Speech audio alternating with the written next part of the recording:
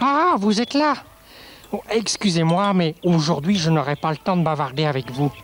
J'ai emprunté ce livre à la bibliothèque il y a 3 mois et je dois le rendre aujourd'hui.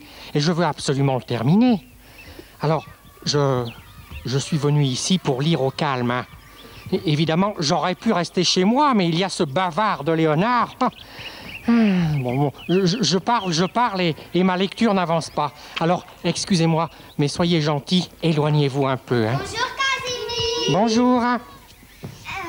Est-ce que tu veux bien jouer avec nous au ballon? Oh, écoutez, excusez-moi, mais pas aujourd'hui. Je dois finir ce livre absolument, une autre fois. Bon, je vais aller lire derrière le kiosque, je serai plus tranquille. Les enfants, venez. Le fabricant de bonbons m'a envoyé des échantillons de nouveaux bonbons. Vous savez ce que c'est qu'un échantillon? Non. Non. Eh bien, c'est une petite quantité d'un produit qui permet d'en apprécier les qualités. Alors, par exemple, ces bonbons, je vais vous les donner à goûter. Vous me direz s'ils sont bons. Et s'ils sont bons, on en fera de nouvelles commandes. D'accord? Alors, vous les goûtez, hein? Il faut aussi l'avis de Casimir. Où est-il? Ah, je l'aperçois là-bas. Venez avec moi. Casimir, est-ce que tu pourrais me donner ton avis sur ces bonbons? Non, Julie, je ne peux pas. Ah bon, très bien. Ben, je vais en commander beaucoup. Merci. Hein. Mais enfin, je n'ai pas dit oui, j'ai dit non. Oui, mais comme ton avis est toujours opposé à celui des enfants... Oh, ce n'est pas vrai. J'adore les dragées. Au poivre. Et les caramels. À la moutarde. Ah, ouais, et alors? Et tu as un mauvais caractère, qui plus est. Tiens, est-ce que tu vas me donner ton avis sur ce bonbon à la fougère? Et sur celui-là, au jasmin? Et sur ce troisième, à les giroflées? Merci. Tes réponses me sont très précieuses. Oh, mais vous avez vu, elle a failli m'étouffer. Et avec tout ça, j'ai raté la moitié d'un chapitre. Allons, bon, voilà François maintenant. Casimir, sois gentil. Aide-moi à porter ma caisse sur le banc là-bas. Dépêche-toi, bon. Je vais tout lâcher. Ça ne sert à rien de discuter, ça ira plus vite de l'aider. Donne. Allons. Ouf. Heureusement que je t'ai rencontré parce que je ne pouvais plus. Voilà, merci. C'est gentil. Bien. Non, attends, Casimir, non. Quoi? Elle sera mieux sur ma chaise. Si tu veux, mais vite. Allez. Ah. C'est pas trop lourd, non? Ça va. Voilà, doucement. Ouf, merci. Non, Casimir, la chaise va plier, c'est trop lourd. On va la porter plutôt là-bas, dans le fond du jardin. Hein? Allez. Non. Il n'y a qu'une solution, la fuite. Vraiment, il y a des jours, j'aimerais être complètement inconnu pour que personne ne m'adresse la parole.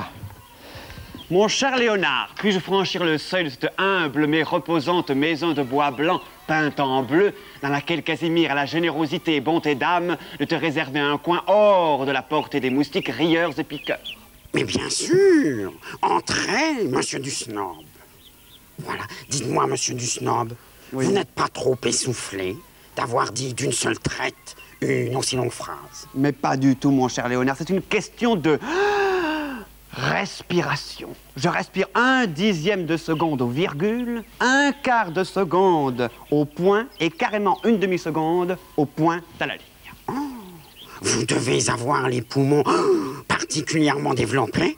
J'y pense, monsieur du Snob. Oui. J'ai une faveur à vous demander. Vas-y, accordez d'avance. Monsieur du Snob, Oui. vous êtes un grand cachotier. Vous ne m'avez pas encore raconté vos vacances. Eh bien, mes vacances...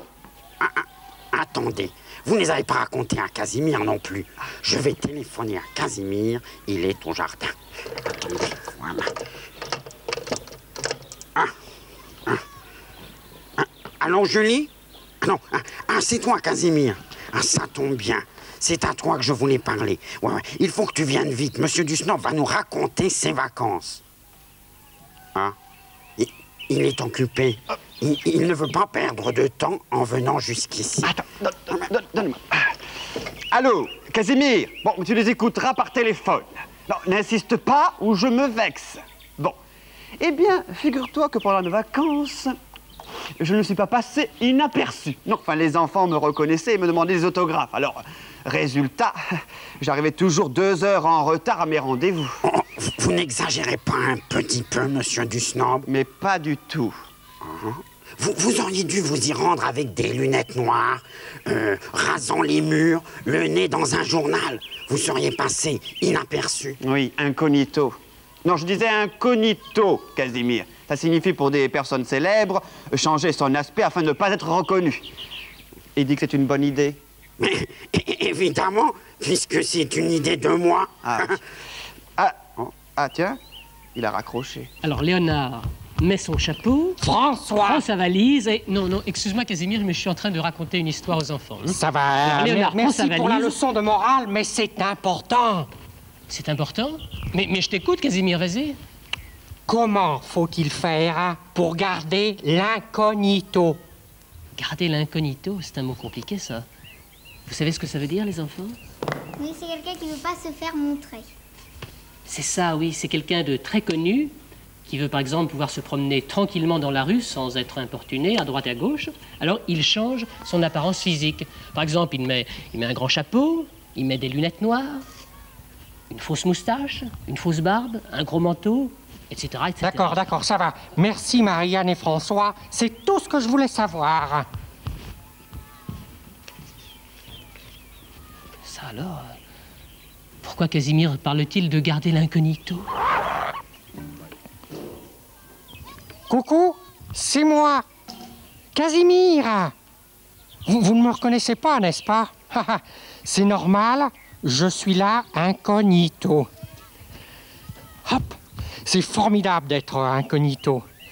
Parce que personne ne vous reconnaît et vous pouvez faire ce que vous voulez. J'ai pu terminer mon livre tranquillement. Je vais le rendre à la bibliothèque.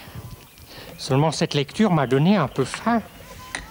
Julie, je voudrais 10 dragées au poivre. Certainement, monsieur. 1, 2, 3, ça fait 1 franc. Julie, tu sais très bien que je n'ai pas de poche. Je te payerai demain. Ah, mais je suis désolée, monsieur.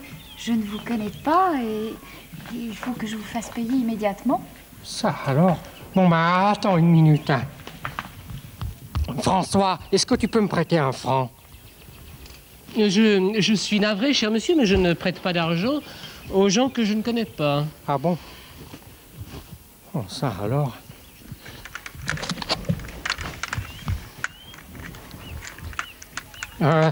Ça va, Julie? Ça va très bien, monsieur, je vous remercie. Alors, le moral est bon, François? Mais le moral est bon, mais je vous en prie, monsieur, mais je ne vous connais pas, oui, le moral est bon, oui. Oh, alors vraiment, c'est pas amusant du tout d'être incognito. Je préfère encore être reconnu et dérangé par tous les gens que je connais et que j'aime bien qui me disent « Bonjour, Casimir !» plutôt que passer pour un monsieur inconnu. Oh, Casimir. Oh, vous m'avez fait peur. Hein. On t'a reconnu.